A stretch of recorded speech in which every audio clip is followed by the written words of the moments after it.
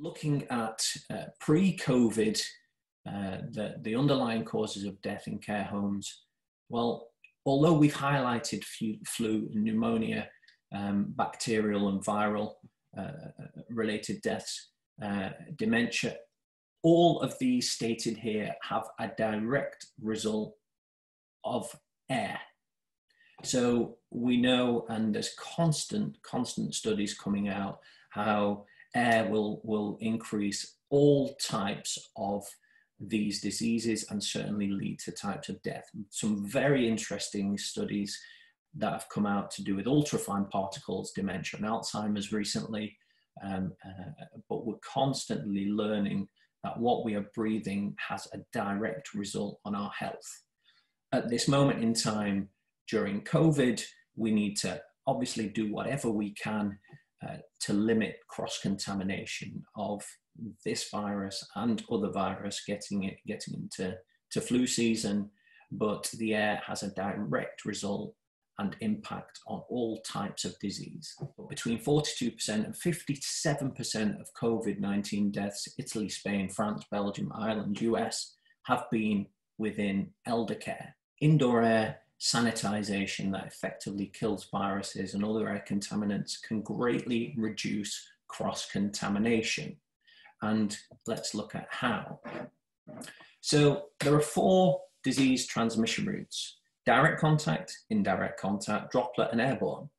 And really, when I launched Eradicate in the UK, beginning of 2017, we started really banging the drum in the West, not just UK, in the West, about droplet and airborne disease transmission routes.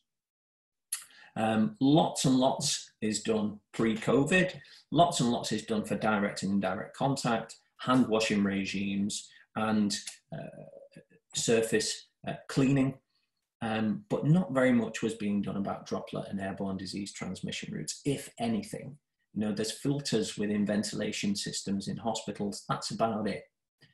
And our banging the drum within the West, a lot of the time we met with deaf ears, because people thought we have to spend money on something that we don't necessarily have to do right now.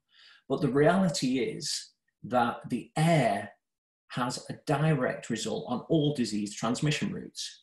We conducted a very interesting study a couple of months ago at an EPA-registered laboratory in Canada on COVID-19, where we wanted to see how much having the Eradicate technology running within a lab reduces surface contamination. We know what it does in the air, but how much does it reduce surface contamination?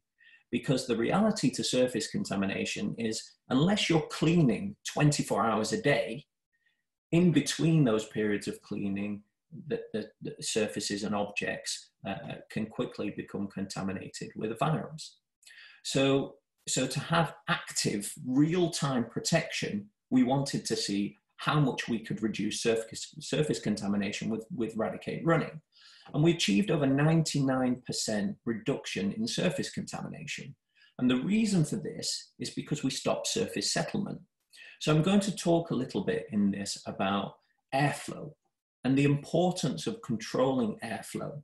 And the test results in Canada were an absolute prime indication that if you control the flow of air and you stop settlement, well, you can reduce surface contamination by over 99%, which is a huge, huge result.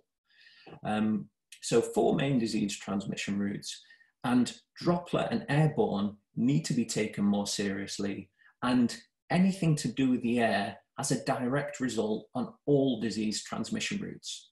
So my hope for something good to come out of this situation is that we increase our infection prevention and control methods and strategies, and we bring in the control of air. Every time we spray something with VOCs, we're filling the air with VOCs. So lots and lots of cleaning is having a result on, certainly with people that have got a respiratory condition. If you know anybody that does have a respiratory condition and you ask them, how does their chest feel when they use standard cleaning products anytime, their chest tightens up. So cleaning products has a direct result on the air, and having something that is recycling that air, giving air changes and taking everything out of the air, not just pathogens, is very important during this time. But if we continuously take viruses out of the air and deactivate them, this is the next stage. This is the above and beyond that we can do without the guidance saying you have to do this. This has a direct result on all those disease transmission routes, and it's the next step.